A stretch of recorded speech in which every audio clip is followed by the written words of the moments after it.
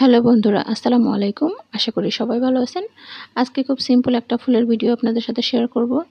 তো এখানে আমি ফুলটা প্রথমে পেন্সিল দিয়ে এঁকে নিয়েছি। এখন এর উপর দিয়ে আমি কিছুটা এনকে এবং এনকের সঙ্গে সামান্য পরিমাণ পানি মিলিয়ে আমি ফুলটাকে ভিজিয়ে নিচ্ছি। মানে ফুলের যতটুকু প্যাটার্ন, পাপড়িগুলো প্রত্যেকটাই আমি প্রথমে ভিজিয়ে নিচ্ছি। যেহেতু এটা ওয়াশের মতো করে কাজ করব, যার কারণে বারবার রং দিলে রংটা আঠালো হয়ে যাবে, যার কারণে আমি এই পদ্ধতিটা অবলম্বন করেছি। এবার এনকে বাইন্ডারের মিশ্রণে সামান্য পরিমাণ পিঙ্ক রং নিয়ে এই যে এরকমভাবে জায়গায় জায়গায় আমি জাস্ট অল্প করে তুলির মাধ্যমে দিয়ে দিচ্ছি। দেখুন পুরোটা পাপড়ি আমি এখানে কিন্তু ভিজিয়ে দিইনি, যেহেতু আমাদের পাপড়িটা আগেই ভিজানো আছে। এখন একটু করে রং দিলেই মানে ভিজানো জায়গা প্রতিটা জায়গায় কিন্তু রঙে অ্যাবজর্ব করে নেবে। এখন হচ্ছে আমি আবার যে জায়গাগুলো একটু খালি সেই জায়গাতে এখন আমি গাঢ় যে পিঙ্ক কালারটা সেটা দিয়ে দিচ্ছি। এই ফুলটা আঁকা একদমই ইজি, আর এই পদ্ধতিতে কিন্তু আপনি অর্গানজা, মসলিন এই ধরনের কাপড়গুলো নিয়ে খুব সহজেই পেইন্ট করে নিতে পারবেন এবং দেখতে অন্যরকম একটা লুক আসবে। আর এই কাজটা কিন্তু সম্পূর্ণ ভিজা অবস্থায় করতে হবে, পাপড়িগুলো শুকিয়ে ফেলা যাবে না, তাহলে কিন্তু মানে কাঙ্ক্ষিত যে ফুলের লুকটা সেটা আসবে না। তো এই পর্যায়ে ফুলের পাপড়িগুলোর কাজ শেষ, আমি পরে আবার করব। এখন এই পর্যায়ে আমি পাতাতে রংটা দিয়ে দিচ্ছি। আজকে খুব বেশি রঙের কম্বিনেশন নিয়ে আসিনি, খুব সিম্পলভাবে আমি করেছি দুটো রং দিয়ে।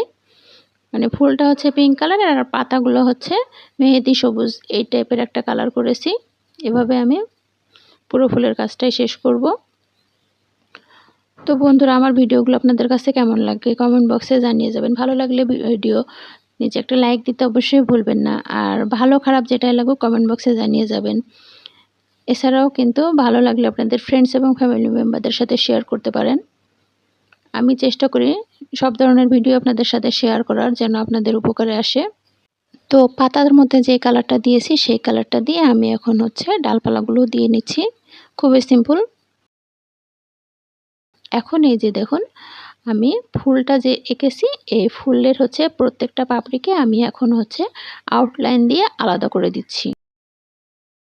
আর এই আউটলাইনটা দেওয়ার জন্য আমি পিঙ্ক কালারের সাথে সামান্য পরিমাণ একটু লাল মিলিয়ে আমি পিঙ্ক কালারটাকে আরও একটু ডার্ক করে নিয়েছি।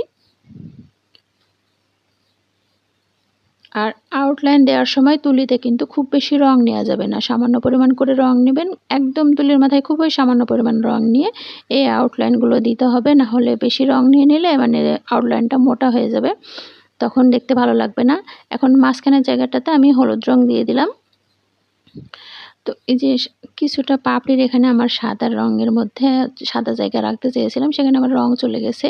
এটা আমার প্রথম দিকে খেয়াল করা হয়নি। তো এখানে আমি একটু সাদা রং দিয়ে সামান্য পরিমাণ একটু ঢেকে দিচ্ছি, তবে না দিলেও মনে হয় হতো, পরে আমার কাছে মনে হলো।